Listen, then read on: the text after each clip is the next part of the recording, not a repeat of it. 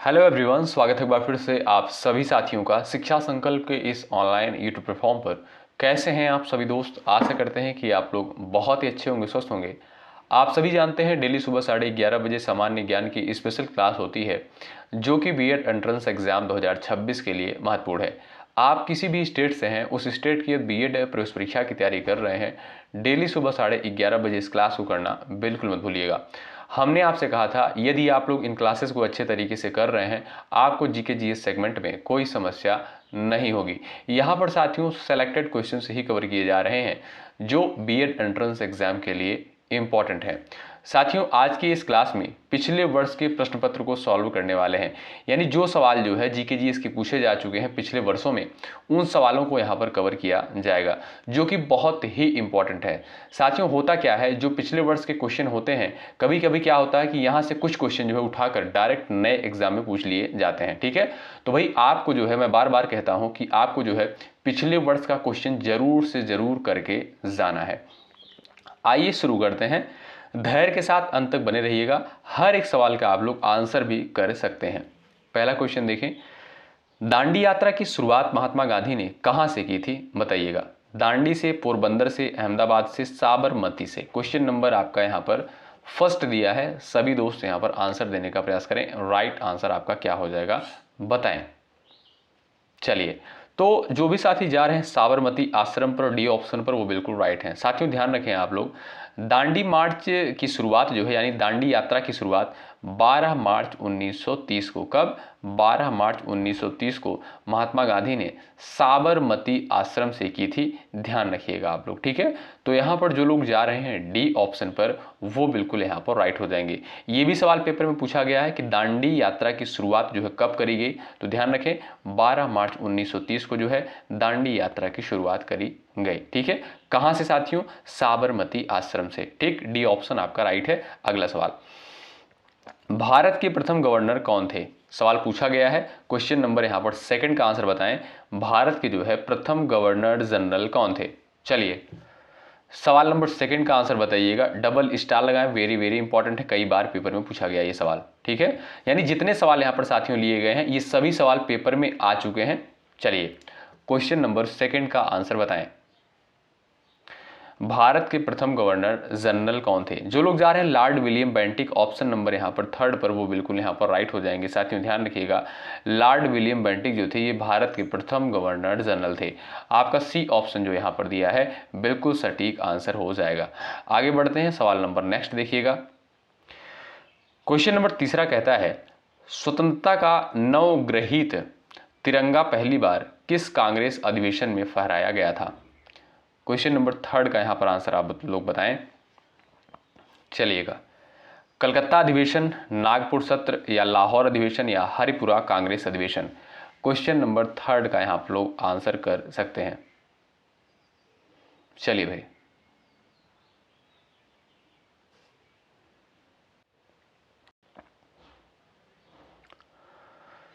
यहां पर जो भी साथी जा रहे हैं लाहौर अधिवेशन 1929, वो बिल्कुल यहां पर करेक्ट हो जाएंगे। साथियों लाहौर अधिवेशन 1929 में जो है जवाहरलाल नेहरू की अध्यक्षता में पूर्ण स्वराज का प्रस्ताव पारित हुआ और पहली बार जो है राष्ट्रीय ध्वज फहराया गया। ठीक है भाई, तो ध्यान रखें यहाँ पर सी ऑप्शन बिल्कुल राइट आंसर हो जाएगा। अगर आपसे पूछा जाए कि जो है तिरंगा पहली बार किस कांग्रेस अधिवेशन में फहराया गया, तो ध्यान रखें लाहौर अधिवेशन 1929 में जो है। ठीक है भाई, तो आपका जो सी ऑप्शन दिया है ये बिल्कुल यहां पर सही आंसर हो जाएगा। अगला सवाल ये रहा, मातृ देवी की पूजा किस सभ्यता से संबंधित थी? बताएं। आर्य सभ्यता है, भूमध्य सागरीय सभ्यता, सिंधु घाटी सभ्यता, उत्तर वैदिक सभ्यता। क्वेश्चन नंबर 4 का यहां पर आंसर कराएं, बताएं। यहां पर यह भी सवाल पेपर में आ चुका है, मातृ देवी की पूजा जो है किस सभ्यता से संबंधित थी? तो जो लोग जा रहे हैं सिंधु घाटी सभ्यता पर, ऑप्शन नंबर सी पर, वो बिल्कुल यहाँ पर राइट हो जाएंगे। ऑप्शन नंबर सी बिल्कुल राइट होगा। साथियों सिंधु घाटी सभ्यता में जो है मातृ देवी की पूजा के जो है प्रमाण देखने को मिलते हैं। ठीक है भाई, तो यहाँ पर जो भी साथी जा रहे हैं सी ऑप्शन पर, वो बिल्कुल यहाँ पर करेक्ट हो जाएंगे। ऑप्शन नंबर सी करेक्ट है। अगला सवाल ये देखिएगा, क्वेश्चन नंबर 5 आपके स्क्रीन पर है। किस बौद्ध संत के प्रभाव में जो है अशोक ने बौद्ध धर्म को ग्रहण किया? क्वेश्चन नंबर 5 का यहाँ पर आंसर बताएं। चलिए, किस बौद्ध संत के प्रभाव में जो है अशोक ने बौद्ध धर्म को अपनाया था? सवाल नंबर 5 का यहाँ पर आंसर बताएं।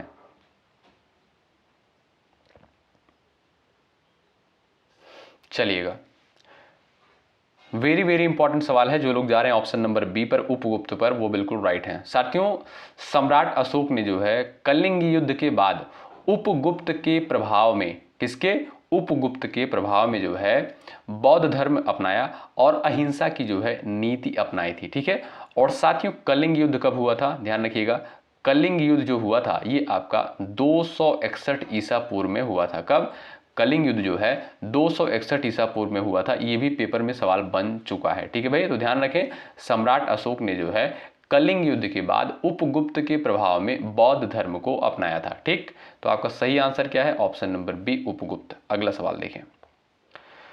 राजस्थान के माउंट आबू में स्थित दिलवाड़ा का जैन मंदिर किस धर्म के अनुयायियों के द्वारा निर्मित किया गया था? बताएं। सवाल नंबर 6 स्क्रीन पर दिया गया है। आप सभी दोस्तों का यहां पर आंसर आना चाहिए। बताएं। चलिएगा, यहां पर आपके सामने क्वेश्चन नंबर 6 दिया गया है। आप लोग आंसर बताएं। जो लोग यहां पर जा रहे हैं भाई ऑप्शन नंबर बी पर, जैन पर, यानी ऑप्शन नंबर बी आपका राइट। यानी साथियों दिलवाड़ा का जो जैन मंदिर है ये किसके द्वारा निर्मित किया गया? जैन धर्म के अनुयायियों के द्वारा निर्मित किया गया। ऑप्शन नंबर बी आपका यहाँ पर बिल्कुल राइट आंसर हो जाएगा। जो भी साथी बी ऑप्शन पर गए हैं बिल्कुल सही है। सवाल नेक्स्ट है, गीत गोविंद के लेखक कौन थे? बताइए। पेपर में पूछा गया सवाल, क्वेश्चन नंबर 7 का आंसर सब लोग यहाँ पर करें। गीत गोविंद के लेखक कौन थे? जयदेव, कल्हड़, कालिदास, राजा राव। क्वेश्चन नंबर 7 का यहाँ पर आंसर क्या हो जाएगा? सभी प्यारे साथी आंसर करेंगे, बताएं। चलिएगा, सवाल नंबर 7 का करेक्ट आंसर क्या है? गीत गोविंद के लेखक जो है कौन थे? तो जो लोग जा रहे हैं जयदेव पर वो बिल्कुल यहाँ पर राइट हो जाएंगे। ऑप्शन नंबर जो आपका ए दिया है बिल्कुल सही आंसर है। अगला सवाल ये रहा, दिल्ली का वह कौन सुल्तान था जिसने जो है खलीफा से किसी भी प्रकार की पदवी ग्रहण नहीं की थी? क्वेश्चन नंबर 8 का आंसर आप कर सकते हैं यहाँ पर सभी साथी। दिल्ली का जो है वह कौन सा सुल्तान था जिसने खलीफा से किसी भी प्रकार की पदवी ग्रहण नहीं की थी? तो वो था साथियों Alauddin Khilji. Option number C बिल्कुल राइट आंसर हो जाएगा। साथियों अलाउद्दीन खिलजी ने जो है अपनी शक्ति को स्वयं सर्वोच्च माना और खलीफा से जो है मान्यता नहीं ली। ध्यान रखें, ऑप्शन नंबर आपका सी बिल्कुल राइट आंसर हो जाएगा। सी विकल्प वाले दोस्त यहाँ पर बिल्कुल करेक्ट हैं। अगला सवाल, हमारे सौरमंडल का कौन सा ग्रह जो है आकार में पृथ्वी के समान है? बताइए। क्वेश्चन नंबर 9 का आंसर आप यहां पर कर सकते हैं। चलिएगा, बुध है, मंगल है, शुक्र है और आपका दिया है बृहस्पति। बात करें दोस्तों बृहस्पति की, ये जो है आपका सौर मंडल का सबसे बड़ा ग्रह है। क्या भाई? सौर मंडल का सबसे बड़ा ग्रह कौन सा है? बृहस्पति है। ठीक है, और सबसे छोटा ग्रह दोस्तों कौन सा है? वो है आपका बुध। मंगल को साथियों लाल ग्रह कहा जाता है। ठीक है, और पृथ्वी की बहन किसे कहा जाता है या पृथ्वी का जुड़वा किसे कहा जाता है? शुक्र को। ठीक है, और इसे ही साथियों चमकीला ग्रह भी कहते हैं। यानी शुक्र को जो है साथियों चमकीला भी कहते हैं, चमकीला ग्रह कहते हैं, ध्यान रखिएगा आप लोग। और इसे भोर का तारा कहते हैं। ठीक है, और इसे साथियों सांझ का तारा भी कहा जाता है। ठीक है, ध्यान रखें इन सारे पॉइंट्स को, बहुत ही इंपॉर्टेंट है। तो ऑप्शन नंबर आपका जो सी दिया है बिल्कुल राइट आंसर हो जाएगा। तो भाई किस ग्रह को जो है पृथ्वी की बहन कहा जाता है या कौन सा ग्रह जो है पृथ्वी के समान है? तो वो है साथियों आपका शुक्र। ऑप्शन नंबर सी आपका राइट आंसर है। निम्नलिखित में से किस ग्रह के अपने उपग्रह नहीं है? बताइए। क्वेश्चन नंबर 10 का यहाँ पर आंसर बता सकते हैं। निम्नलिखित में से किस ग्रह के अपने उपग्रह नहीं है? मंगल है, बृहस्पति है, बुध है और आपका दिया नेपच्यून। सवाल नंबर आपके सामने यहाँ पर 10 दिया है, इसका उत्तर सभी लोग करेंगे। सही आंसर क्या हो जाएगा बताएंगे आप लोग। तो जो भी साथी यहाँ पर जा रहे हैं बुध पर, ऑप्शन नंबर सी पर, वो बिल्कुल राइट हो जाएंगे। साथियों बुध ग्रह के पास जो है कोई प्राकृतिक उपग्रह नहीं है, आपका सी ऑप्शन बिल्कुल राइट आंसर हो जाएगा। अगर आपसे सवाल पूछा जाए कि सूर्य के सबसे निकट ग्रह साथियों कौन सा है, वो है आपका बुध, ठीक है। और सौरमंडल का सबसे छोटा ग्रह का साथियों कौन सा है, वो है आपका बुध, ठीक है। इन सारे पॉइंट्स को आप लोग याद रखिएगा। तो भाई जो भी साथी जा रहे हैं सी ऑप्शन पर, वो बिल्कुल राइट हैं। किस ग्रह के पास कि उपग्रह कोई नहीं है, वो है आपका बुध, ठीक है। अगला सवाल, वायुमंडलीय दशा के अध्ययन को क्या कहा जाता है? क्वेश्चन नंबर 11 का आंसर बताएं। इन सारे क्वेश्चन को आप लोग हल्के मत लीजिएगा, ये सारे सवाल जो है पेपर में पूछे जा चुके हैं। बताएं, क्वेश्चन नंबर 11 का आंसर बताएं। और आप किसी भी स्टेट से हैं, इस क्लास को जरूर अटेंड करिएगा, ऐसे जीके जीएस के सवाल बनते हैं पेपर में। सभी लोग फटाफट आंसर बताएं। वायुमंडलीय दशा के अध्ययन को क्या कहा जाता है? एस्ट्रोलॉजी है, मेट्रोलॉजी है, सिस्मोलॉजी है, एस्ट्रोनॉमी है। सवाल नंबर आपके सामने 11 दिया है, आप सभी दोस्त यहां पर आंसर करेंगे, राइट आंसर बताएंगे। चलिए सभी दोस्त यहां पर बताएं। जो लोग जा रहे हैं यहां पर मेट्रोलॉजी ऑप्शन नंबर बी पर, वो बिल्कुल राइट हो जाएगा, ठीक है। ऑप्शन नंबर बी करेक्ट है। तो साथियों मेट्रोलॉजी यानी मौसम विज्ञान वह शाखा है जिसमें वायुमंडल की वर्तमान स्थिति, जैसे तापमान हो गया, दाब हो गया, आर्द्रता हो गया, वर्षा हो गया, पवन, इन सारी चीज़ों का जो है अध्ययन किया जाता है, ध्यान रखें, ठीक है भाई। तो वायुमंडलीय दशा के अध्ययन को क्या कहते हैं? मेट्रोलॉजी कहते हैं। आपका जो बी विकल्प दिया है ये बिल्कुल आपका यहाँ पर सही आंसर हो जाएगा, ठीक है भाई, ध्यान रखें आप लोग, ठीक है। आगे बढ़ें, आइए अगला सवाल देखते हैं। ये रहा, विश्व का सबसे बड़ा नदी द्वीप माजुली जो है किस राज्य में अवस्थित है? क्वेश्चन नंबर आपके सामने यहाँ पर 12 दिया है, सभी दोस्त आंसर करेंगे। विश्व का जो है सबसे बड़ा नदी द्वीप माजुली जो है किस राज्य में अवस्थित है, बताएं। सवाल नंबर 12 का यहाँ पर आंसर आप कर सकते हैं, राइट आंसर आपका क्या हो जाएगा बता सकते हैं। चलिए तो जो लोग यहां पर जा रहे हैं असम पर, वो बिल्कुल राइट हो जाएंगे।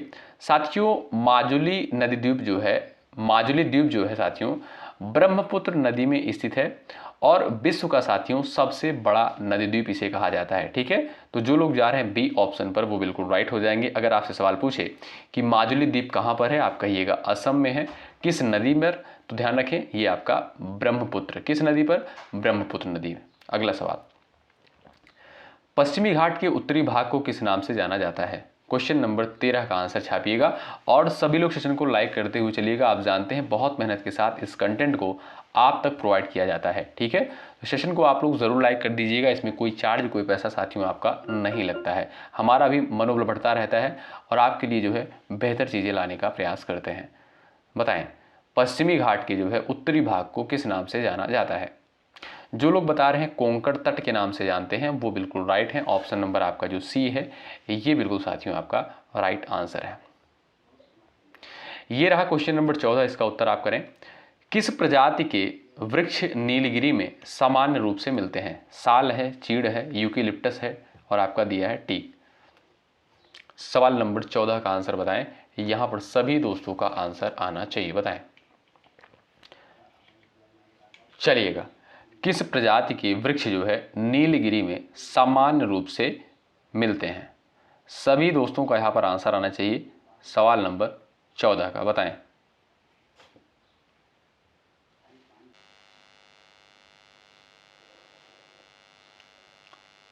चलिए भाई,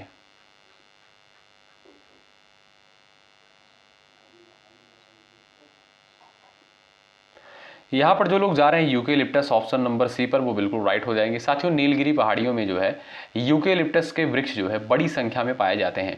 आपका जो सी ऑप्शन दिया है ये बिल्कुल राइट आंसर हो जाएगा। सी ऑप्शन वाले दोस्त यहाँ पर बिल्कुल राइट हो जाएंगे। अगर साथियों आप देखेंगे यूकेलिप्टस का जो वृक्ष है ये मूलतः आपका ऑस्ट्रेलिया में पाया जाता है, लेकिन आप देखेंगे साथियों भारत में जो है इन्हें औद्योगिक उपयोग के लिए प्रयोग किया जाता है, ठीक है। तो यहाँ पर जो लोग जा रहे हैं सी ऑप्शन पर, वो बिल्कुल यहाँ पर राइट हो जाएंगे। और ये तेजी से बढ़ने वाला पौधा होता है। क्या भाई? तेजी से बढ़ने वाला पौधा होता है, ध्यान रखें आप लोग। अगला सवाल, WHO का मुख्यालय कहाँ पर स्थित है? बताएं। सभी लोग आंसर दीजिएगा। ये भी सवाल पेपर में आ चुका है, फटाफट आंसर करें। WHO का मुख्यालय कहाँ पर स्थित है, इसकी स्थापना कब हुई, और साथियों WHO का फुल फॉर्म क्या होता है, ये सारी चीज़ें आप लोग ध्यान रखिएगा, इंपॉर्टेंट है। ठीक है, देखिए बात करें साथियों अगर हम WHO की, तो इसका जो फुल फॉर्म होता है वर्ल्ड हेल्थ ऑर्गेनाइजेशन, यानी विश्व स्वास्थ्य संगठन जो है साथियों, विश्व स्वास्थ्य संगठन जो है इसका फुल फॉर्म होता है यानी वर्ल्ड हेल्थ ऑर्गेनाइजेशन। बात करें अगर हम WHO की स्थापना की, तो इसकी स्थापना साथियों 7 अप्रैल 1948 को, कब, 7 अप्रैल 1948 को जो है WHO की जो है स्थापना हुई, और इसका मुख्यालय दोस्तों जिनेवा में स्थित है। कहाँ पर साथियों, जिनेवा में जो है इसका मुख्यालय स्थित है। और साथियों 7 अप्रैल को जो है प्रत्येक वर्ष विश्व स्वास्थ्य दिवस के रूप में मनाते हैं। क्या, विश्व स्वास्थ्य दिवस कब मनाया जाता है, तो 7 अप्रैल को जो है, इसीलिए साथियों विश्व स्वास्थ्य दिवस मनाया जाता है 7 अप्रैल को। ठीक है, और इसका मुख्यालय कहाँ पर है WHO का, जिनेवा में स्थित है। वेरी इंपॉर्टेंट है, आपका ए ऑप्शन बिल्कुल राइट आंसर है। ठीक, आप लोग बताइएगा साथियों, मैं आपसे सवाल पूछ रहा हूँ, WTO का मुख्यालय कहाँ पर स्थित है। देखते हैं किसका किसका आंसर यहाँ पर आता है। क्वेश्चन नंबर नेक्स्ट है, निम्नलिखित में से कौन सा जो है भारत की निम्न कृषि उत्पादकता के लिए उत्तरदायी नहीं है, बताइए। यहां पर आपके सामने क्वेश्चन नंबर 16 दिया है, सभी दोस्त बताएं।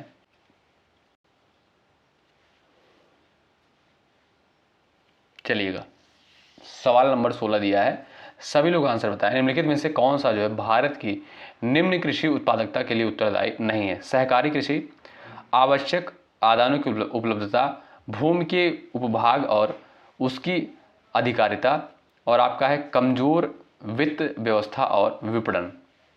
सही आंसर इस क्वेश्चन का क्या हो जाएगा भाई, सहकारी कृषि। आपका जो ए विकल्प दिया है साथियों, ये बिल्कुल राइट आंसर हो जाएगा, ध्यान रखें ए विकल्प आपका करेक्ट है। चलिए अगला सवाल देखते हैं। क्वेश्चन नंबर यहाँ पर नेक्स्ट है, इसका आंसर करें। इनमें से कौन जो है लोकतांत्रिक व्यवस्था के लिए अपरिहार्य है, बताएं। क्वेश्चन नंबर 17 का आंसर बताएं, सभी लोग बताएं। इनमें से कौन जो है लोकतांत्रिक व्यवस्था के लिए अपरिहार्य है, बताएं। यानी लोकतंत्र के लिए जो है आवश्यक क्या है, स्वतंत्र और निष्पक्ष चुनाव, बिल्कुल बात सही है भाई। अवसर की समानता, ये भी सत्य है। अधिकारों की सुरक्षा, ये तीनों चीजें दोस्तों आवश्यक होती हैं लोकतंत्र यानी डेमोक्रेसी के लिए।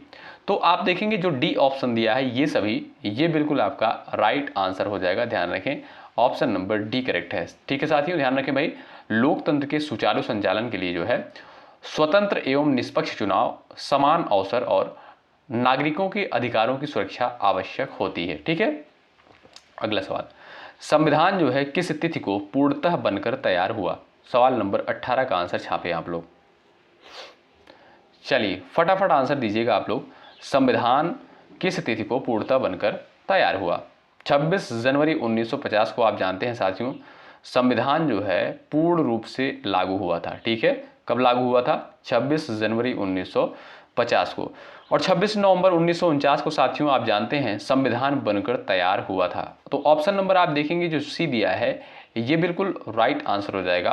और साथियों 26 नवंबर को ही, कभी कभी सवाल पूछ लेता है कि भारतीय संविधान को कब अंगीकृत किया गया था, ठीक है, तब भी आप कहेंगे 26 नवंबर को ही अंगीकृत किया गया था। ठीक है, और पूर्ण रूप से बनकर कब तैयार हुआ, 26 नवंबर 1949 को ही। और लागू कब हुआ, 26 जनवरी 1950 को। ठीक है, और 26 नवंबर को साथियों संविधान दिवस के रूप में मनाते हैं। ठीक है, क्या भाई, संविधान दिवस कब मनाया जाता है, 26 नवंबर को ही। तो आपका सी ऑप्शन यहाँ पर जो दिया है बिल्कुल यहाँ पर राइट हो जाएंगे आप लोग। ठीक है, देखिएगा, और मैं कुछ चीज़ें आपको बता रहा हूँ, आप लोग ध्यान रखिएगा। देखिए, संविधान सभा के जो है अस्थाई अध्यक्ष कौन थे भाई, डॉक्टर राजेंद्र प्रसाद। कौन थे, डॉक्टर राजेंद्र प्रसाद जो थे संविधान सभा के अस्थाई अध्यक्ष थे। ठीक है, अच्छा, प्रारूप समिति के अध्यक्ष कौन थे भाई, प्रारूप समिति के अध्यक्ष थे डॉक्टर BR अम्बेडकर। ठीक, इन सारी चीज़ों को याद रखें। अगला सवाल, भारत के संविधान में मौलिक अधिकार है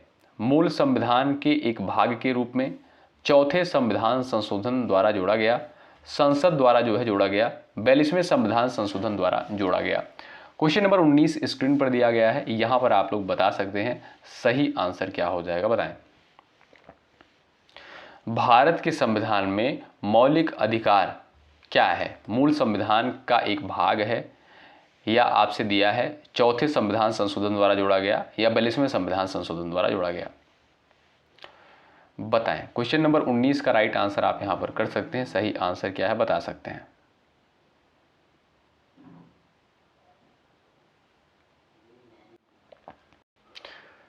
चलिएगा, वेरी वेरी इंपॉर्टेंट सवाल है साथियों। मौलिक अधिकार से जो सवाल पूछा गया है, कई बार पेपर में सवाल आया है, और ये भी सवाल प्रश्न ये भी सवाल जो है पेपर में बन चुका है।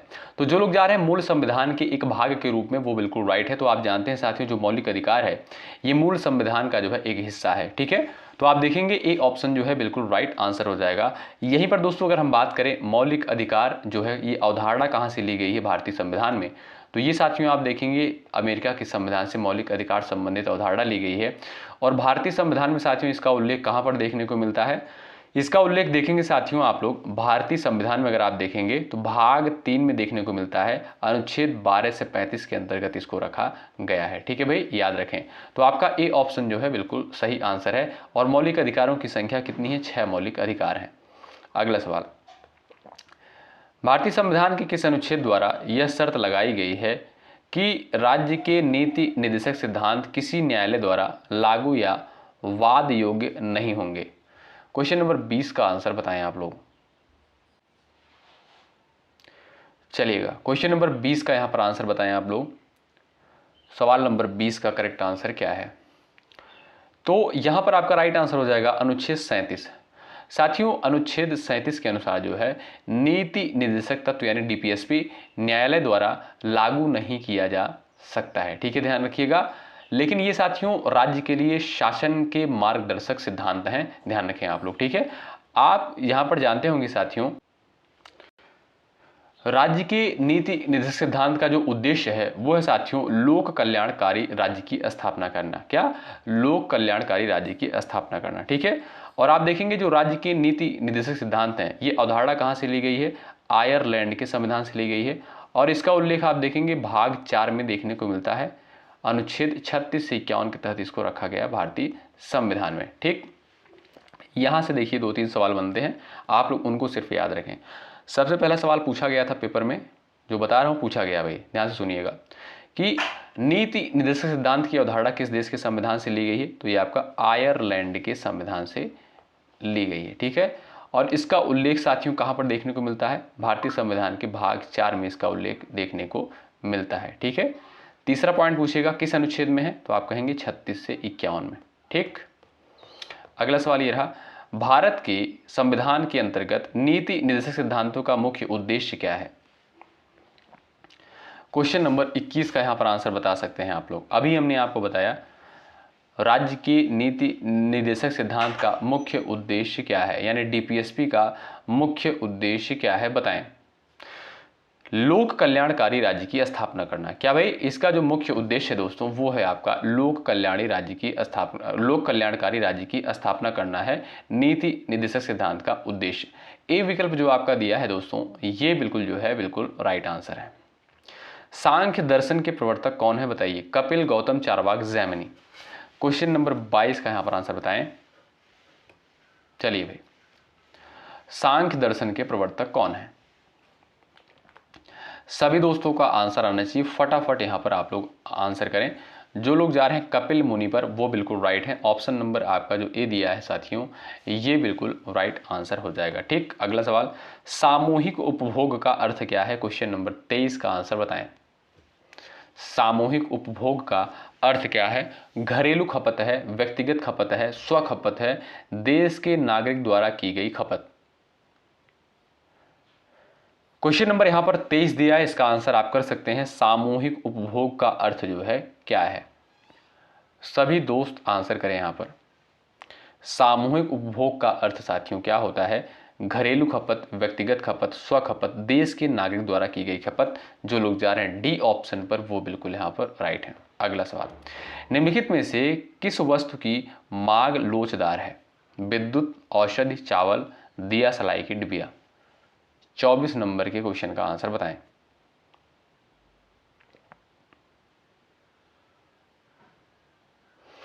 चलिएगा, सभी लोग यहां पर आंसर करें।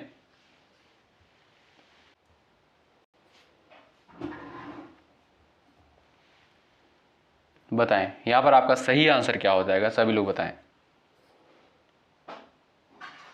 यहाँ पर जो लोग जा रहे हैं दिया सलाई की डिबिया, ये साथियों क्या है आपका, ये है यहाँ पर पूछा आपसे सवाल, निम्नलिखित में से किस वस्तु की मांग जो है लोचदार है, तो वो है आपका दिया सलाई की डिबिया। साथियों जिन वस्तुओं के ज़्यादा विकल्प होते हैं वही जो है आपकी लोचदार होता है, ठीक है। जैसे साथियों दिया सलाई से आप जानते हैं आग लगाया जाता है, मतलब आग जलाया जाता है, ठीक है। तो अगर ये चीज़ महंगी हो गई तो इसके और भी ऑप्शन है, जैसे लाइटर से भी आप जला सकते हैं, ठीक है। तो इसके कई ऑप्शंस होते हैं, उससे आप जला सकते हैं, तो इसे क्या बोलते हैं, लोचदार मांग बोलते हैं, ठीक है। यहाँ पर आपका डी ऑप्शन जो है बिल्कुल राइट आंसर हो जाएगा। बस आप इतना सा याद रखिए, जिन वस्तुओं के ज़्यादा विकल्प होते हैं वही जो है लोचदार होती हैं, ठीक है। तो यहाँ पर दिया सलाई की डिबिया ये आपका लोचदार मांग के अंतर्गत आएगा, डी ऑप्शन राइट है। अगला सवाल क्वेश्चन नंबर 25 है, नकदी रिजर्व अनुपात और खुली बाजार क्रिया निम्नलिखित में से किसके उपकरण है। क्वेश्चन नंबर 25 का आंसर आप कर सकते हैं, राइट आंसर क्या है बता सकते हैं। राजकोषीय नीति है, मौद्रिक नीति है, बजटीय नीति है, व्यापार नीति। क्वेश्चन नंबर 25 का राइट आंसर क्या है भाई, वो हो जाएगा आपका मौद्रिक नीति, बी ऑप्शन जो है बिल्कुल आपका राइट आंसर है। सवाल नेक्स्ट है, निम्नलिखित में से क्या वैकल्पिक मुद्रा का एक उदाहरण है, बताइए। यहां पर आपसे सवाल पूछा है, निम्नलिखित में से क्या वैकल्पिक मुद्रा का एक उदाहरण है।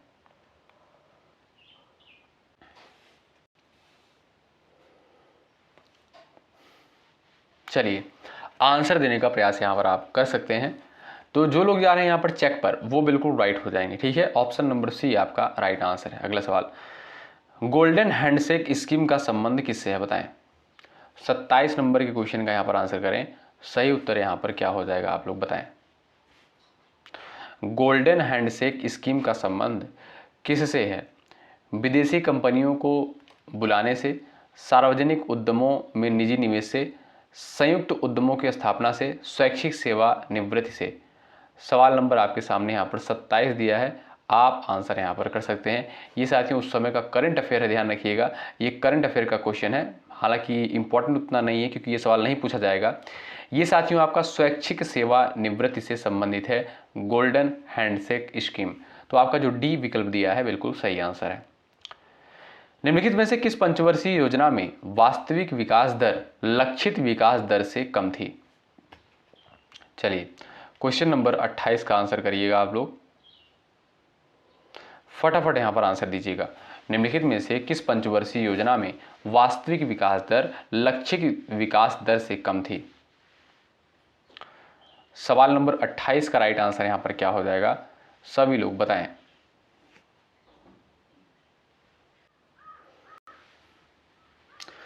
तो साथियों वो थी आपकी कौन सी भाई पंचवर्षीय योजना, यहां पर आप बता सकते हैं। यहां पर आपका साथियों बी ऑप्शन जो है बिल्कुल राइट आंसर हो जाएगा, ठीक है। तो साथियों तीसरी पंचवर्षीय योजना का जो लक्षित विकास था, जो लक्ष्य था वो था 5.6%, ठीक है। और वास्तविक देखेंगे जो वास्तविक विकास दर थी वो था आपका 2.4%, ठीक है, ध्यान रखें। तो आपका जो यहाँ पर बी ऑप्शन दिया है बिल्कुल राइट आंसर हो जाएगा, बी ऑप्शन करेक्ट है। अगला सवाल, निम्नलिखित में से क्या मात्रात्मक साख नियंत्रण की एक विधि नहीं है। सवाल नंबर 29 का यहाँ पर आंसर आप कर सकते हैं, क्वेश्चन नंबर 29 का आंसर बता सकते हैं।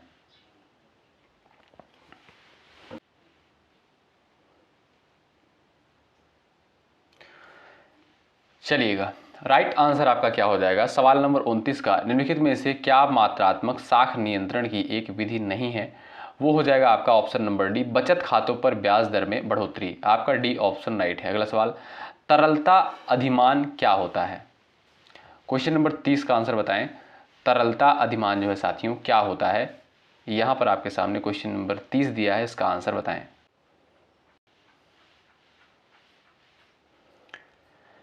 यहां पर आप देखेंगे साथियों राइट आंसर आपका क्या है बताएं। जो लोग जा रहे हैं परिसंपत्तियों को नकदी में रखने की इच्छा, ऑप्शन नंबर 1 करेक्ट हो जाएगा। साथियों तरलता अधिमान जो है, तरलता अधिमान का अर्थ है लोगों की वह प्रवृत्ति जिसमें वे अपनी संपत्ति को नकद रूप में रखना पसंद करते हैं यह सिद्धांत जो है जॉन मेनार्ड केन्स के द्वारा दिया गया। किसके द्वारा? यह सिद्धांत जो है जॉन मेनार्ड केन्स के द्वारा दिया गया। तो आप बस इतना याद रखें, तरलता अभियान का क्या मतलब है? परिसंपत्तियों को नकदी में रखने की इच्छा। ए विकल्प आपका राइट है। सवाल नंबर नेक्स्ट है, प्रति सेकंड 1 खरब गणना करने की क्षमता से युक्त परम 10,000 कंप्यूटर का निर्माण किसके द्वारा किया गया? 31 का आंसर बताएं। क्वेश्चन नंबर 31 का आंसर यहाँ पर बताइएगा। प्रति सेकंड 1 खराब गणना करने की क्षमता से युक्त परम 10,000 कंप्यूटर का निर्माण किसके द्वारा किया गया? यहाँ पर जो लोग जा रहे हैं सी डैक ऑप्शन नंबर सी पर, वो बिल्कुल यहाँ पर राइट हो जाएंगे। ऑप्शन नंबर सी आपका जो है बिल्कुल यहाँ पर करेक्ट आंसर होगा। ठीक, अगला सवाल, डीटीपी का विस्तार करें, यानी इसका फुल फॉर्म क्या हो जाएगा बताएं। डीटीपी का जो है फुल फॉर्म क्या हो जाएगा बताएं। चलिए, यहाँ पर सही आंसर क्या हो जाएगा भाई? Desktop publishing. क्या? डेस्कटॉप पब्लिशिंग आपका ए ऑप्शन जो दिया है ये बिल्कुल राइट आंसर है। ये डीटीपी का जो है विस्तार रूप है, फुल फॉर्म है। गुट निरपेक्षता से तात्पर्य क्या है बताएं। गुट निरपेक्षता से क्या तात्पर्य है? क्वेश्चन नंबर 33 दिया है, यहाँ पर आंसर कर सकते हैं आप लोग। अपनी नीति को चुनना, शक्ति पुंजों से तटस्थता, विश्व में शांति एवं एकता लाना, तृतीय विश्व की शक्ति होना। गुट निरपेक्षता से तात्पर्य क्या है बताएं।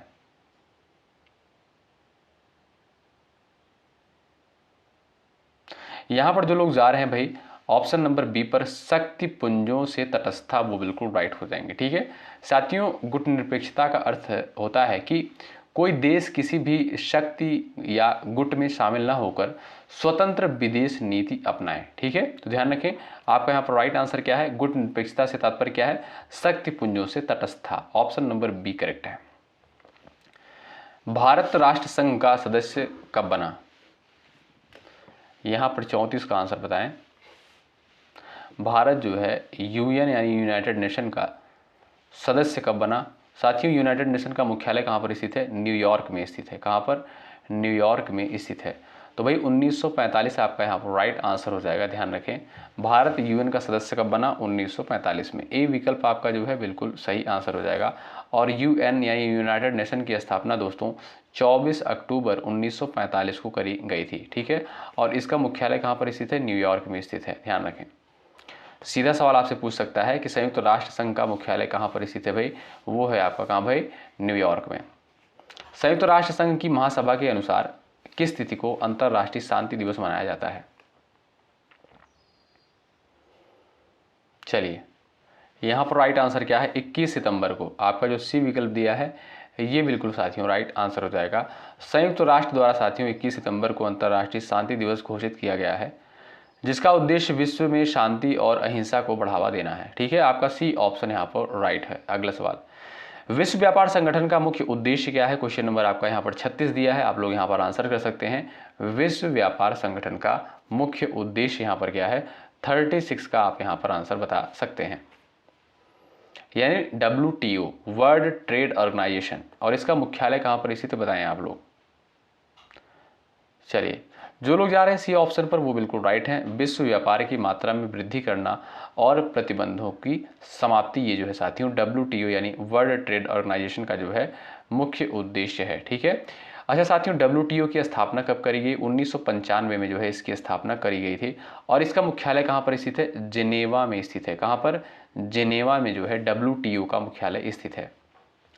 निम्नलिखित में से कौन सा पुरस्कार जो है खेल क्षेत्र में प्रशिक्षण के लिए दिया जाता है? सवाल नंबर 37 का यहाँ पर आंसर कर सकते हैं। निम्नलिखित में से कौन सा पुरस्कार खेल क्षेत्र में प्रशिक्षण के लिए दिया जाता है? 37 का आंसर करें, सभी लोग यहाँ पर प्रयास कर सकते हैं। चलिए, 37 का यहाँ पर प्रयास कर सकते हैं। निम्नलिखित में से कौन सा पुरस्कार खेल क्षेत्र में प्रशिक्षण के लिए दिया जाता है?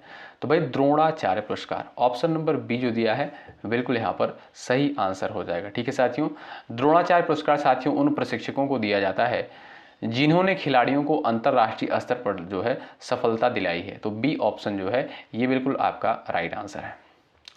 अर्थशास्त्र का नोबेल किसके द्वारा दिया जाना आरंभ किया गया? सवाल नंबर 38 का आंसर आप कर सकते हैं। यहाँ पर सही आंसर क्या बताएं?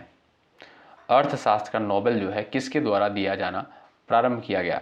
तो स्वीडिश बैंक के द्वारा, यानी स्वीडिश सेंट्रल बैंक के द्वारा जो है अर्थशास्त्र में नोबेल प्राइज़ देना शुरू किया गया। तो ऑप्शन नंबर जो आपका बी दिया है ये साथियों आपका बिल्कुल सही आंसर हो जाएगा, ध्यान रखें। अगला सवाल, मूर्ति देवी साहित्य पुरस्कार किसके द्वारा दिया जाता है? बताइए। यहाँ पर आपका सही आंसर क्या है बताएं? मूर्ति देवी साहित्य पुरस्कार किसके द्वारा दिया जाता है? क्वेश्चन नंबर 39 का आंसर आप कर सकते हैं। राइट आंसर क्या बता सकते हैं? तो सही आंसर हो जाएगा साथियों भारतीय ज्ञानपीठ ट्रस्ट के द्वारा। ठीक है भाई, तो मूर्ति देवी साहित्य पुरस्कार साथियों भारतीय ज्ञानपीठ ट्रस्ट के द्वारा दिया जाता है। आपका सी विकल्प राइट है। संयुक्ता पाणिग्रही का संबंध किस नृत्य से है? बताएं। 40 नंबर के क्वेश्चन का आंसर यहां पर दे सकते हैं।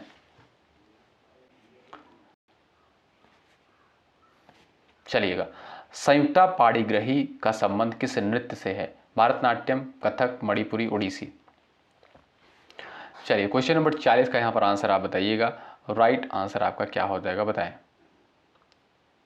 यहां पर जो लोग जा रहे हैं भाई ऑप्शन नंबर, जो भी साथी जा रहे हैं ऑप्शन नंबर यहां पर भाई डी पर, ओडिसी पर, वो बिल्कुल क्या है, वो बिल्कुल राइट हो जाएंगे। ठीक है, संयुक्ता पाणिग्रही का संबंध साथियों किससे है? ओडिसी से है। और ये कहाँ का नृत्य है? ओडिसी, उड़ीसा राज्य का है। कहाँ का? उड़ीसा राज्य का है। अगला सवाल ये रहा, विश्व के 7 प्रमुख सागरों को पार करने वाली प्रथम महिला कौन थी? क्वेश्चन नंबर 41 का आंसर कर सकते हैं आप लोग। सवाल नंबर 41 का राइट आंसर आपका क्या है बता सकते हैं? बुला चौधरी। ऑप्शन नंबर बी आपका जो है बिल्कुल सही आंसर है। साथियों, बुला चौधरी भारत की प्रसिद्ध तैराक थी जिन्होंने विश्व के 7 प्रमुख समुद्री जलडमरू मध्य को जो है पार किया था। ठीक है, तो सही आंसर क्या है? बुला चौधरी, बी ऑप्शन राइट है। अगला सवाल, भाई लाइक की संख्या आप लोग बढ़ा दीजिएगा एक बार सभी लोग। ठीक है, जो लोग चैनल से नए जुड़े हैं जुड़ जाइएगा, हेल्प आपको यहाँ से जरूर मिलेगी। फ्री थ्रो का संबंध किस खेल से है? क्वेश्चन नंबर 42 का आंसर बताएं। फ्री थ्रो का संबंध साथियों किससे है?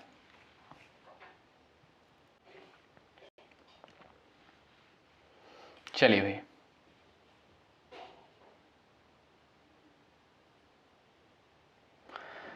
यहां पर जो लोग जा रहे हैं बास्केटबॉल ऑप्शन नंबर बी पर, वो बिल्कुल राइट है। बी ऑप्शन बिल्कुल सही आंसर है। अगला सवाल, सवाल नंबर यहां पर नेक्स्ट स्क्रीन पर है, आंसर बताइए। स्पेल ऑन द टाइगर पुस्तक किसके द्वारा लिखी गई है? स्पेल ऑन द टाइगर ये पुस्तक साथियों किसके द्वारा लिखी गई है? यहां पर आप लोग सही आंसर बता सकते हैं। चलिएगा, यहाँ पर सभी साथियों का आंसर आ सकता है, सभी लोग यहाँ पर बता सकते हैं। जो लोग यहाँ पर जा रहे हैं माउंट गोमरी ऑप्शन नंबर सी पर, वो बिल्कुल राइट है। ऑप्शन नंबर सी जो आपका दिया है ये बिल्कुल राइट आंसर हो जाएगा। रंग वर्णांधता किस प्रकार का रोग होता है? रंग वर्णांधता जो है किस प्रकार का रोग होता है बताएं। यानी कलर ब्लाइंडनेस आपने सुना होगा, एक ऐसा रोग है साथियों जिसमें व्यक्ति जो है कुछ रंगों को सही तरीके से पहचान नहीं पाता है। ठीक है, आप देखेंगे साथियों ये जो है अनुवांशिकी होता है। ऑप्शन नंबर सी बिल्कुल राइट है, यानी जेनेटिक होता है। ऑप्शन नंबर सी बिल्कुल राइट आंसर हो जाएगा। ठीक है, तो आपका सी ऑप्शन राइट है। बेरी बेरी रोग भोजन में किस विटामिन की कमी के कारण होता है? क्वेश्चन नंबर 45 का आंसर बताएं। तो जो लोग जा रहे हैं विटामिन B1 पर, वो बिल्कुल राइट है। और इसका रासायनिक नाम जो होता है साथियों थायमिन होता है। क्या? थायमिन इसका रासायनिक नाम होता है। तो आपका जो ए विकल्प दिया है बिल्कुल सही आंसर है। ये रहा अगला सवाल, विटामिन B6 का रासायनिक नाम क्या है बताइए। विटामिन B6 का रासायनिक नाम क्या है? यहाँ पर आप लोग बता सकते हैं। सही आंसर आपका क्या हो जाएगा? आंसर दे सकते हैं।